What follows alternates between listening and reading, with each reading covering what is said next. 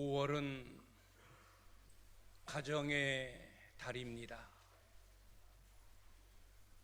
어버이날이 있고 또 오늘 어린이 주일로 지키고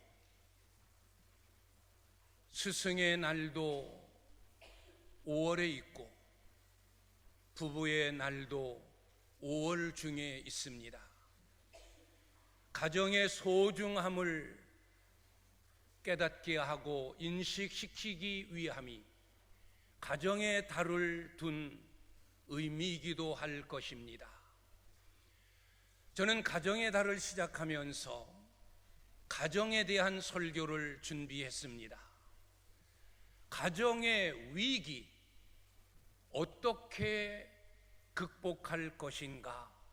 라는 제목을 정했습니다.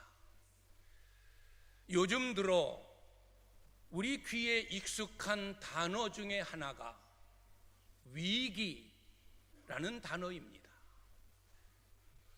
위기라는 단어를 굉장히 많이 사용합니다.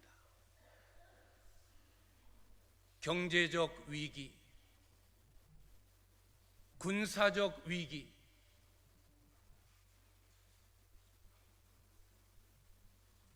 기후 위기, 생태 위기, 가정의 위기.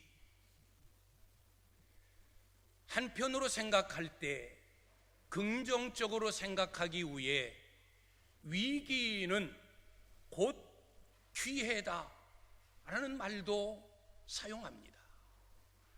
위기를 잘 극복하면 기회가 되어지면 틀림이 없습니다. 다른 위기는 좋아지기도 하고 또 나빠지기도 하고 말씀드린 대로 그 위기가 기회가 될 수도 있지만 가정의 위기는 가장 심각한 위기입니다. 왜? 점점 더 나빠지고 있기 때문입니다. 경제적 위기다 라고 말하지만 때로는 경제가 호황을 이루고 좋아지는 것으로 바뀌어질 때가 있습니다. 국가적 위기, 정치적 위기, 위기라고 말하지만 또 그 위기가 바뀌어 새로워질 때가 있습니다. 그러나 가정의 위기는 점점 더 심각해집니다. 작년보다는 올해가, 또 올해보다는 내년이, 지금보다는 앞으로 5년 후 점점 가정의 위기는 심각해지고 몰락하는 가정들이 더 많아지고 있습니다. 가정의 위기는 회복하여 좋아지기보다는 더 나빠지지 아니하도록 정책을 펼쳐야 하고 우리가 조심스럽게 다루어야 할 일 가운데 하나입니다. 지금보다 더 나빠지지만 않으면 이 위기는 새로워질 수 있습니다. 그런데 점점 더 심각해져 가고 있다는데 문제가 있습니다. 그러면 가정의 위기는 무엇일까요? 가정의 위기를 초래하는 요인들이 무엇일까요? 첫째는 저출산 문제입니다. 저출산. 우리가 통계상을 통해서 아는 바와 같이 지난 해의 출산율은 0.69명, 올해 예상되어지는 출산율은 0.67명, 내년은 0.63명.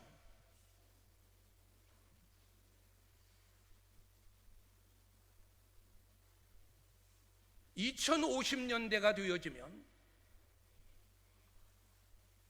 제로의 수준이 될 것이라는 거예요. 작년에 출생한 신생아의 수는 23만 명입니다. 1970년대는 100만 명이 넘었습니다. 1980년대에는 80만 명이었습니다. 2000년대를 시작하면서는 70만 명이었습니다. 이것이 급속히 하락하여 작년 23만 명.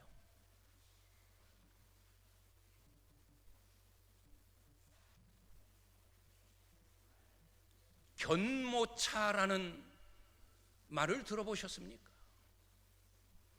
우리는 유모차, 어린아이를 태우고 나들이 할 때, 길을 갈 때 유모차에 태워 아이를 보호하고 아이를 데리고 갑니다. 요즘은 유모차보다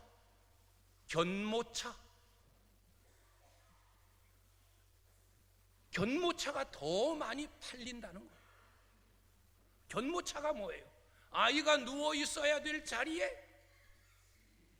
강아지가 누워 있는 거예요. 강아지가 잠자고 있는 거예요.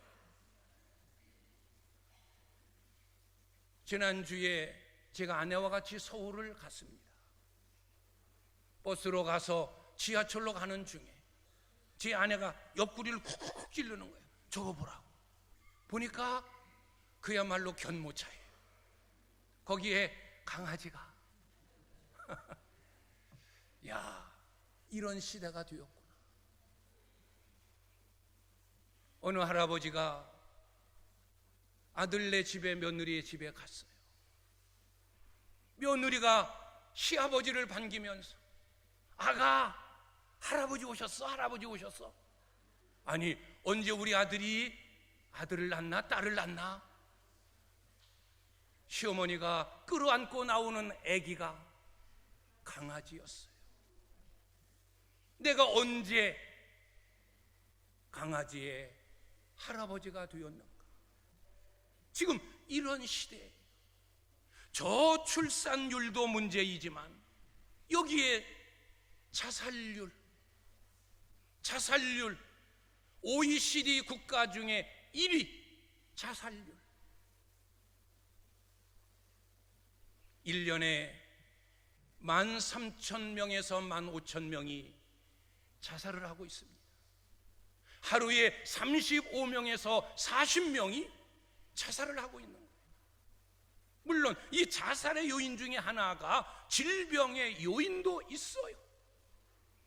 자기 스스로 극복하지 못해서 정신적인 혼란함 때문에 스스로의 목숨을 끌어버리는, 자기도 모르는 사이에 그런 경우도 있지만, 힘들다고, 부모에게 꾸중들었다고, 시험을 앞에 뒀다고, 사업이 실패했다고 자살하는 수가 급격히 오르고 있어요.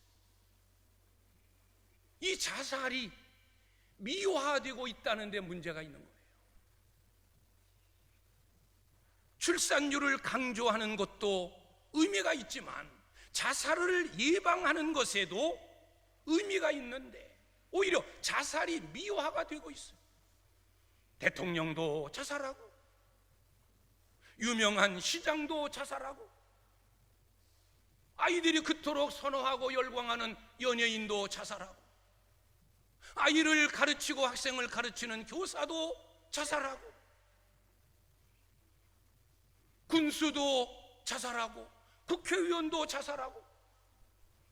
그걸 예방 차원에서 아니다, 아무리 힘들어도 어려움을 극복하고 생명을 이어가야 된다, 생명은 하나님이 주시한 고귀한 것이다 말해야 되는데 오히려 그것을 미워하는, 그러니 한창 자라는 청소년들 죽음에 대한, 자살에 대한 전혀 거부 반응이 없이 조금만 어려움이 와도 생명을 끊어버리는, 출산율이 저조한 것뿐만이 아니라 거기에 반하여 낙태율,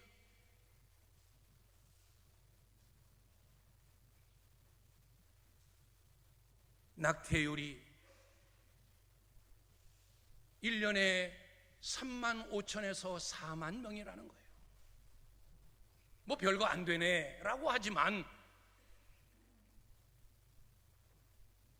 대한산부인과 의사회 연합회에서 보고한 내용은 무슨 3만 5천 명이냐, 무슨 4만 명이냐, 말도 안 된다. 100만이 넘는다.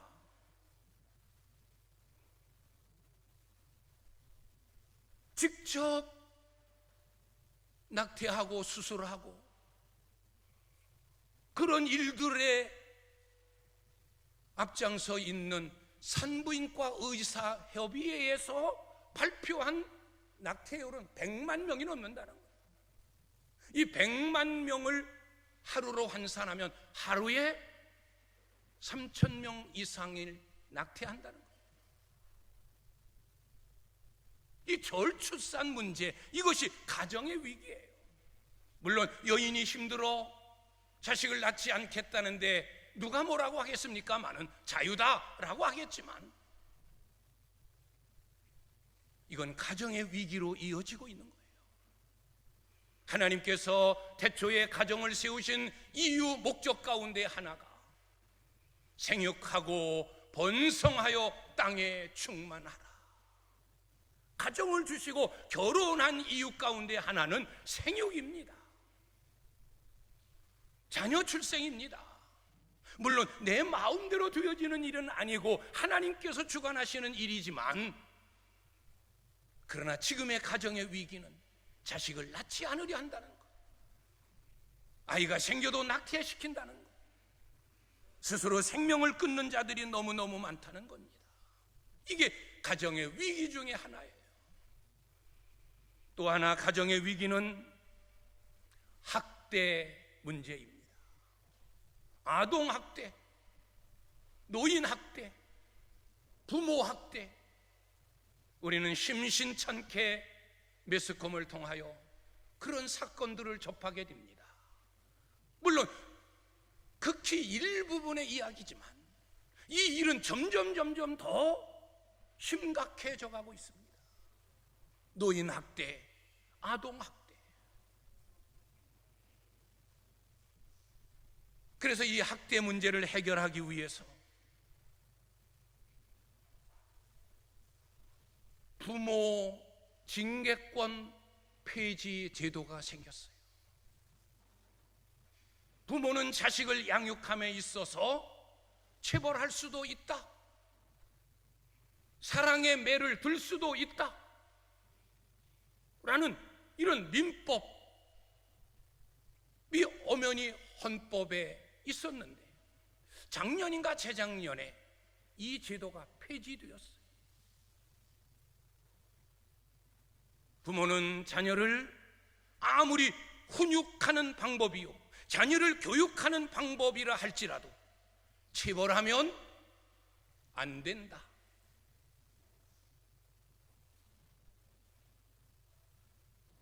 그래서 가정의 부모의 권위가 떨어졌어요. 인권이라고 하는 이유 때문에. 인권이 얼마나 좋은 단어입니까? 사람마다 권리가 있다, 사람 대우에 받을 권리가 있다, 어른은 어른 나름대로, 아이는 아이 나름대로, 부모는 부모 나름대로, 자녀는 자녀 나름대로. 얼마나 좋은 말입니까? 그러나 이것이 불공평하게 쓰여지고 있는 거예요. 학교에서도 학생 인권 조례, 학생들의 인권을 높이다 보니까 반면에 교사들의 인권은 땅에 곤두박질치고 있는 거예요. 학생들을 가르침에 있어서 잘못 말해도 아이가 듣기에 기분 나쁘다, 인권 침해예요. 뭐 이것저것 따지기 전에, 욕하고 뭐 이런 거 때리고 이런 것 전에 선생님이 나에게 한 말이 내 기분을 상하게 했다, 기분 나쁘다, 그러면 학생 인권 침해예요. 그래서 교사들이 힘들다고 또 자살해서 또 그게 대서특필되어지고, 그래서 지금은 이제 학생 인권 조례 이걸 또 폐지시키는, 서울시의회에서도 그걸 폐지시켰고 충남에서도 폐지시켰고 우리 충북에서는 지금 그 일을 진행하고 있는지 폐지되었는지 어떻든 이제는 또 그게 뒤바뀌어지고 있는 거예요. 부모가 자식을 양육함에 있어서 징계할 수 없어요.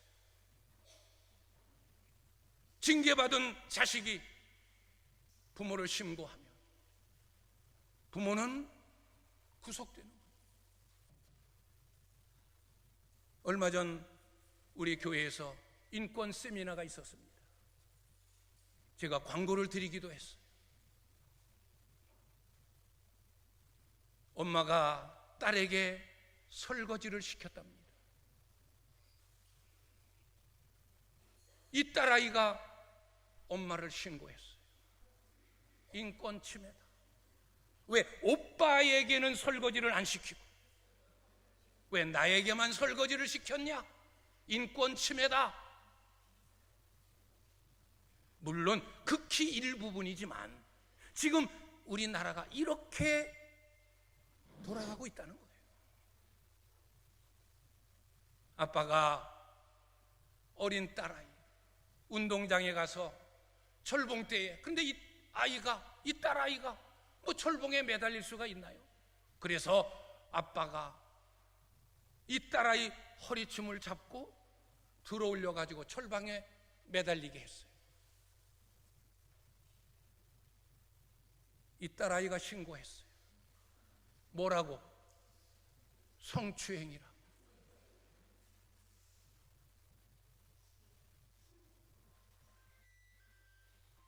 부모의 권위가, 부모의 징계권이 다 사라져 버렸어요. 점점 가정의 위기는 심각해지고 있는, 동성 결혼,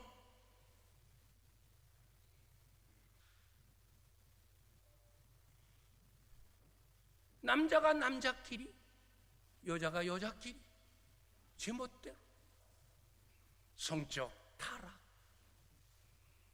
동성결혼. 저는 처음에 이 동성결혼이 같은 성씨, 엄씨는 엄씨끼리 뭐 그런 동성인 줄 알았어요. 동성결혼, 그게 허용이 됐다. 동성결혼은 성씨를 말하면 안 해요. 남자가 남자끼리 결혼해도 된다. 여자가 여자끼리 결혼해도 된다. 동성애, 성적 타락, 이런 모든 요소들이 가정의 위기를 급속화시키고 있는 거예요. 이런 시대에 우리는 살아가고 있어요. 이런 시대에 우리 자녀들도 노출되어 있고 이런 세대 속에 우리의 가정도 노출되어 있어요.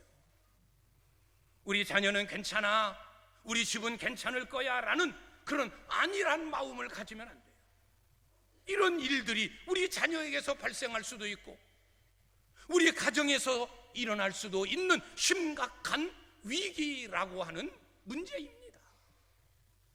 그러면 이 가정의 위기, 이 위기를 우리는 어떻게 극복해 나가야 될까? 첫째는 이 세대를 본받지 말아야 합니다. 이 세대, 지금까지 말씀드린 이런 세상에 좋지 않은 풍조들, 가정에 침입하고 개개인에게 침입하는 이 세대의 나쁜 풍조를 우리는 본받으면 안 된다는 거예요. 그래서 로마서 12장 2절의 말씀이 뭡니까? 너희는 이 세대를 본받지 말아라. 에베소서 5장 11절 12절의 말씀을 보면 너희는 어둠의 일에 참여하지 말고 도리어 책망하라.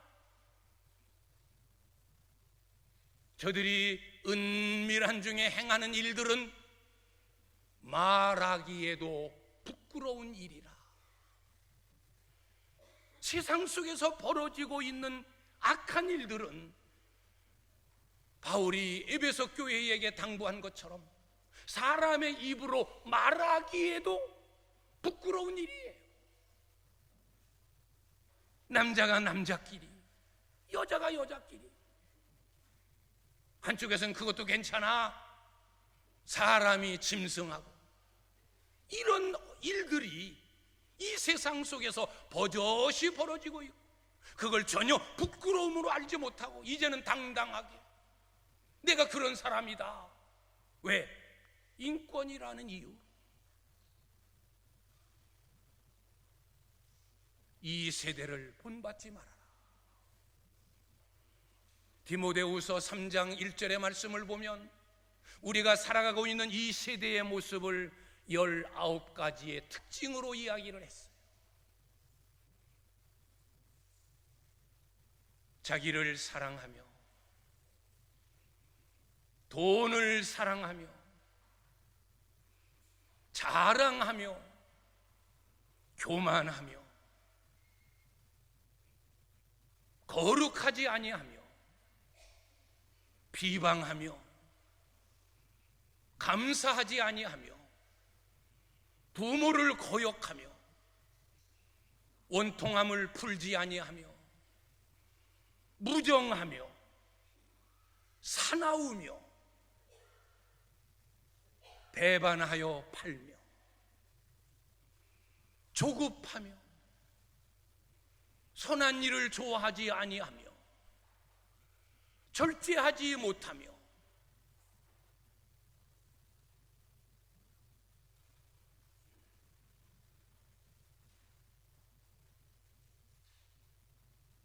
경건의 모양은 있으나 경건의 능력은 부인하고 있으니 너희는 이런 것들에서부터 돌아서라. 이런 것들에서부터 돌아서라. 지금 말씀드린 이런 부분들, 과연 나는 거기에 속하지 않는가? 세상의 모습이 그렇지만 나도 그 분야에 하나하나 따보져 보니까 거의가 다 내 이야기예요. 자기 사랑, 돈 사랑, 교만, 자랑, 비방, 무정, 원통함을 풀지 않고, 사납고, 무정하고, 배신, 배반, 일삼고, 선한 거 좋아하지 아니하고, 자만하고, 조급하고, 목사라고 하는 경건의 모양은 있는데 실제적인 삶 속에서는 경건의 능력을 떠나 제멋대로 살아가고 있는 경건의 능력은 부인하고, 그리스도인이라고 하는 경건의 이름, 경건의 모양은 있는데 살아가는 삶의 모습을 보면 세대의 풍조에 그대로 만연되어 그 악을 쫓아가고 있는 그리스도인들의 모습, 경건의 능력을 부인하고, 너희는 이런 것들에서 돌아서라. 이건 세대의 풍조를 본받으면 안 된다.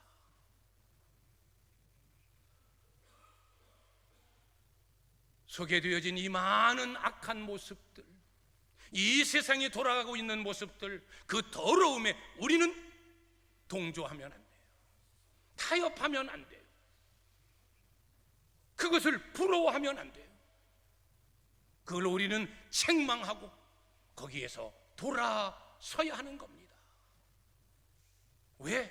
우리가 거기에 만연되며 그런 세상의 풍조가 내 영혼, 내 마음을 사로잡으면 내가 가정에 들어오면 내 가정이 병드는 거예요. 그런 자들이 교회 안에 들어와서 세상의 풍조를 전염시키면 교회가 병들고 교회가 흔들려지고 교회의 거룩함을 상실해버리는 거예요. 내가 그 세대를 본받지 말고 거기에서 돌이킬 때, 내 영혼이 깨끗하고 내 심령이 깨끗할 때, 그런 모습으로 내 가정을 이룰 때 내 가정이 깨끗하고 거룩하고 은혜로워지는 거고, 그런 내가 교회 생활을 통하여 많은 이들에게 선한 영향력을 끼침으로 교회가 교회답게 거룩해지고 교회가 든든히 서가는 겁니다. 우리는 이 세대를 본받으면 안 됩니다. 도리어 책망하고 거기서 돌아서야 합니다. 이것이 가정의 위기를 극복하는 첫 번째 방법이에요. 이 세대를 본받지 말아라. 도리어 책망하라. 세상이 행하는 그 많은 일들은 입으로 말하기에도 부끄러운 일 아니냐. 돌아서라. 두 번째 가정의 위기를 극복하는 방법은 올바른 지식으로 분별하는 겁니다. 분별이 뭐예요? 옳고 그름을, 좋고 나쁨을, 할까 말까를 결정짓는 거예요.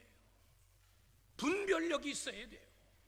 나쁜 것을 보고서도 나쁜 줄 모르고, 악함을 보고서도 악한 줄 모르고, 선한 것이 있음에도 불구하고 선한지도 모르고, 제멋대로 남이 하니까 나도 해야지, 저 사람이 가니까 나도 가야지, 저 사람도 행하는데 뭐 나라고. 분별력이 있어야 됩니다. 그래서 역시 로마서 12장 2절의 말씀, 너희는 이 세대를 본받지 말고 오직 심령을 새롭게 하여 하나님의 선하시고 기뻐하시고 온전하신 뜻이 무엇인지 분별하도록 하라 라고 우리에게 말씀하는 거예요. 하나님이 선하시고 하나님이 기뻐하시고 하나님이 온전하게 여기시는 뜻이 뭔지를 분별하라는 거예요. 아무리 세상 사람들이 다 그 일을 행해도 하나님 보시기에 이건 악이다 하면 우리는 악이다, 하나님 보시기에 싫어하는 일이다, 그래 싫어한다, 이건 하나님의 뜻이 아니다, 맞다, 우리는 분별해야 돼요. 우리가 행하는 일은 하나님이 선하게 여기시는 일, 하나님이 기뻐 영광 받으시는 일, 하나님의 뜻이 이루어지는 일을 우리는 분별하면서 우리의 모든 일들을 선택하고 결정해야 되는 겁니다.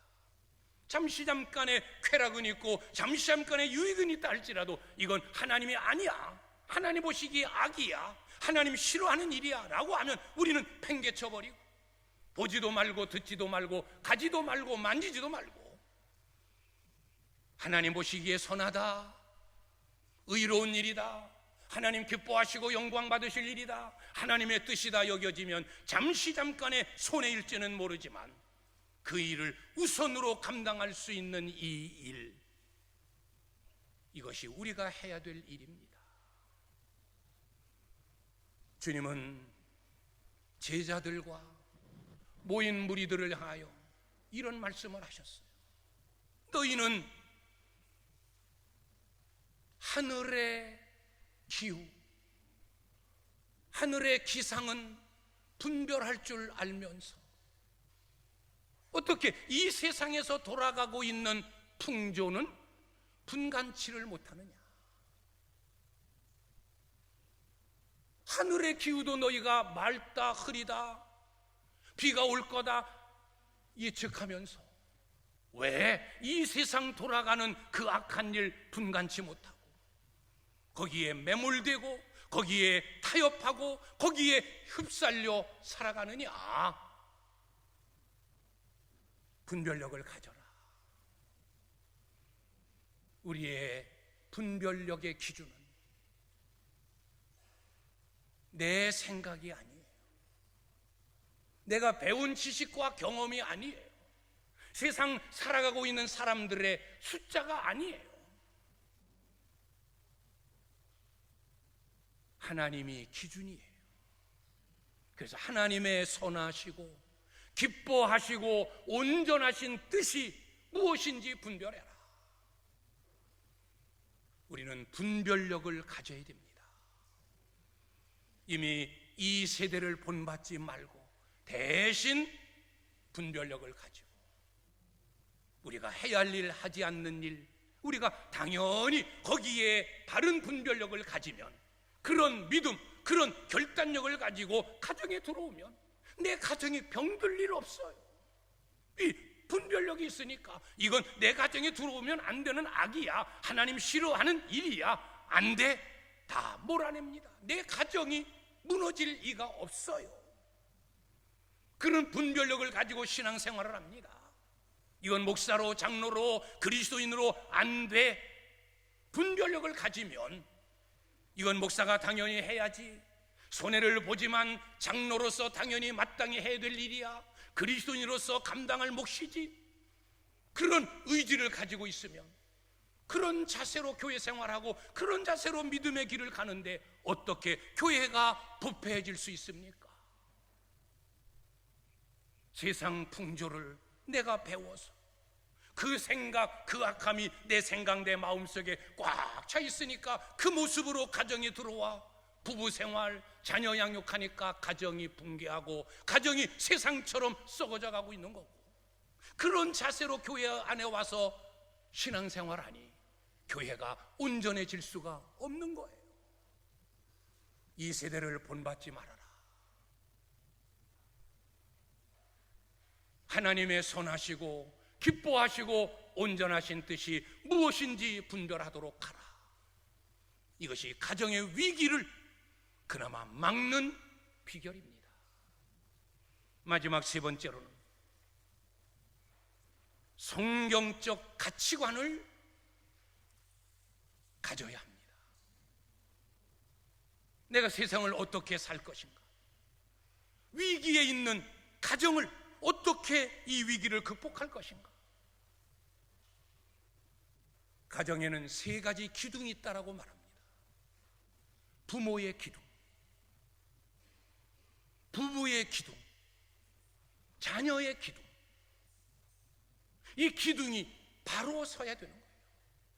부모라는 기둥이 바로 서야 돼요. 부부라는 기둥이 바로 서야 하고 자녀라는 기둥이 바로 서야 됩니다. 그래야 그 가정이 거센 바람에도 세상의 풍조에도 흔들리거나 무너짐이 없는 거예요. 기둥이 꺾이면, 기둥이 빠지면, 기둥이 부러지면, 기둥이 기둥 역할을 못하면 그 집은, 그 가정은 무너져 버리는 거예요.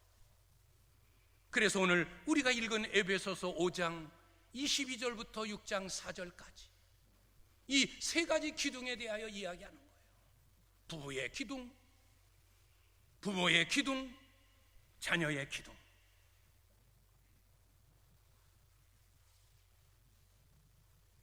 가정에서 지켜야 할 성경적 가치관은 저는 오늘 말씀에서 7가지를 발견합니다. 첫째, 사랑. 두 번째, 복종. 세 번째, 기도.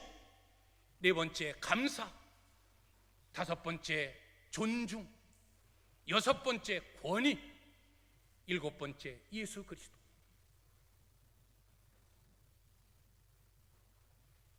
사랑. 남편들아, 아내를, 그리스도께서 교회를, 그리스도께서 너를 사랑하심처럼 사랑하라. 아내들이여, 자기 남편에게 복종하라. 교회가 그리스도에게 순종하듯 하라. 사랑과 복종. 이 복종이라고 하는 이 단어가 요즘 세대에는 거부감을 느끼는 거예요. 지금 이 시대가 어떤 시대인데 복종이라는 단어가 있어. 아니, 아내가 남편에게 복종하라니, 지금이 어느 시대인데. 자식이 부모에게 복종하라니, 학생이 선생님에게 복종하라니. 이 복종이라고 하는 이 단어는 많은 사람들이 싫어하는, 꺼려하는, 꼰대들이나 하는 이야기로 그렇게 말합니다. 오늘 사랑과 복종, 이 사랑과 복종의 관계는 같이 가는 거예요. 남편이 아내를 자기 몸처럼 사랑할 때, 아내는 남편에게 복종할 수 있다는 거예요. 아내가 남편에게 복종할 때 남편은 아내를 자기처럼 사랑할 수 있다는 거예요. 이 어느 하나가 기울어지면 안 돼요. 남편은 남편 나름대로 너 봐라 복종하라고 하지 않느냐, 왜 복종하지 않느냐, 사랑해야 될 자기의 책임은 내팽개쳐버리고 아내들이요 복종하라는 말에만 꽂혀가지고 복종해야 돼, 이게 성경적이야? 아니에요. 아내는 남편을 향해서 주님이 교회를 사랑하여 자기 목숨을 주신 것처럼 사랑하라고 했지 않나?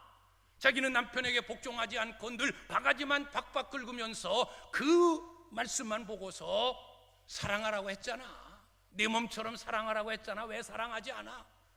기울어지면 안 돼요. 남편이 자기 아내를 주님이 우리를 사랑함처럼 사랑할 때 아내도 복종할 마음이 생기게 되고, 아내가 남편의 말에 복종할 때 남편은 아내 사랑할 수 있는 마음이 생기게 되고, 이 둘은 같이 가는 거예요. 사랑과 복종, 복종과 사랑. 어느 하나가 기울여지면 이건 아무것도 아니에요. 사랑과 복종, 이것이 가정의 기둥으로 세워져야 돼요.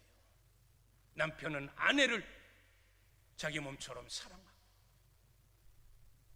아내는 남편을 주님께 복종하고 순종하듯 순종하고.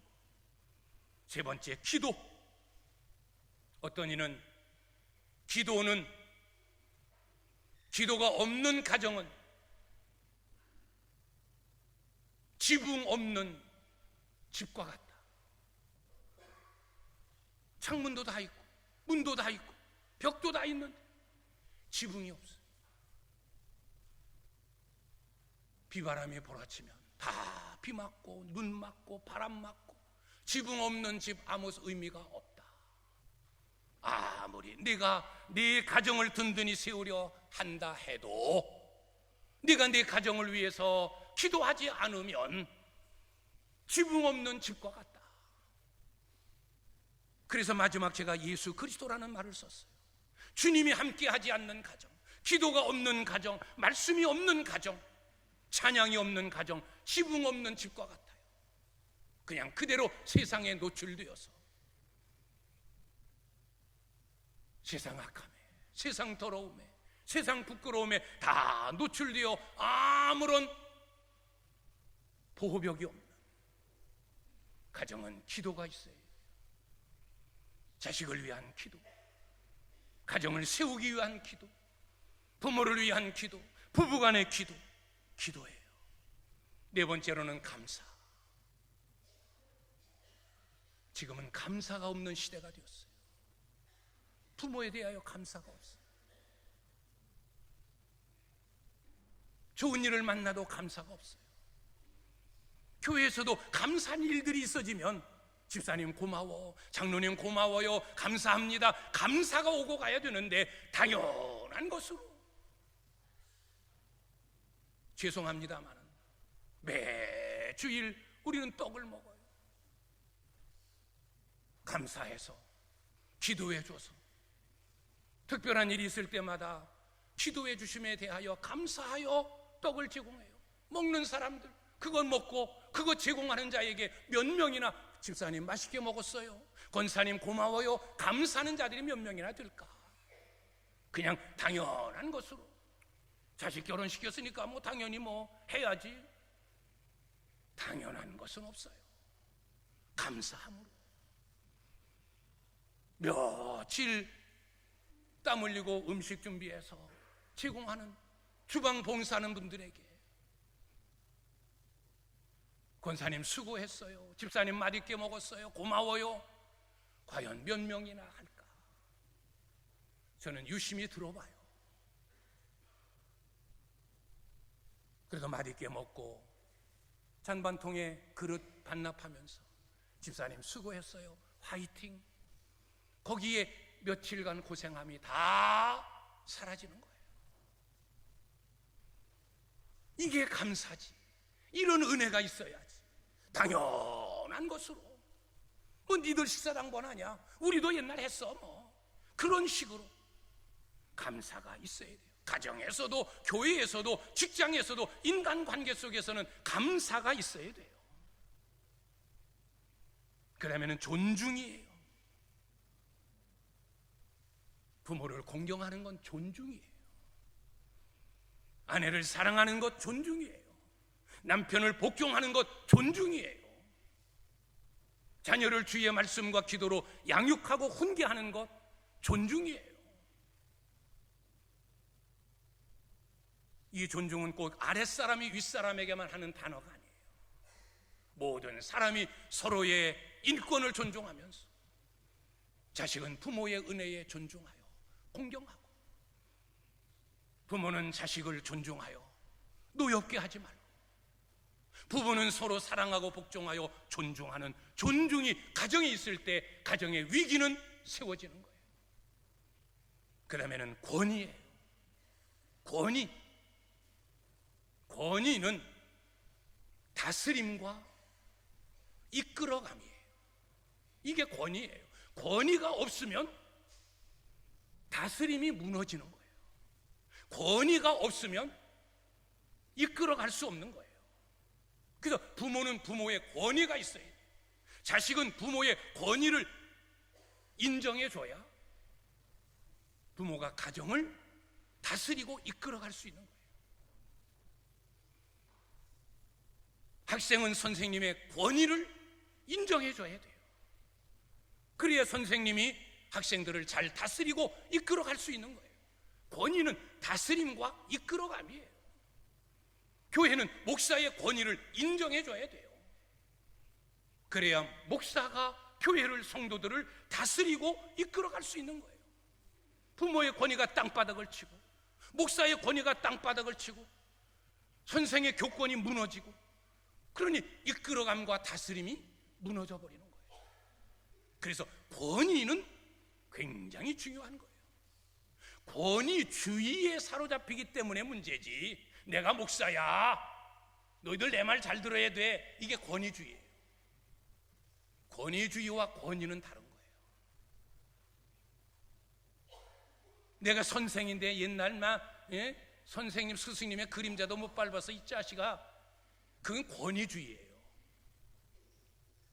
권위주의와 권위는 다른 거예요. 권위는 세워져야 되는 거예요. 가정에서 부모의 권위, 교회에서 목사의 권위, 학교에서 스승의 권위, 이것이 성경적인 가치관이에요. 이제 말씀을 맺습니다. 가정의 위기, 남의 이야기로만 돌리면 안 돼요. 나의 이야기요, 내 자식의 이야기요, 내 가정의 이야기일 수 있어요. 이 세대를 본받지 말아라.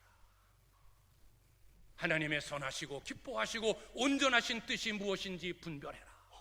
그리고 성경적인 가치관을 가지고 가정을 세워가라. 오늘 말씀을 다시 한번 기억하고, 오늘 예배하는 우리 성도님들의 가정 늘 흔들리지 아니하고 견고히 하나님이 기뻐하시는 임마누엘의 가정으로 세워져 갈 수 있기를 주님의 이름으로 축원합니다. 기도하겠습니다.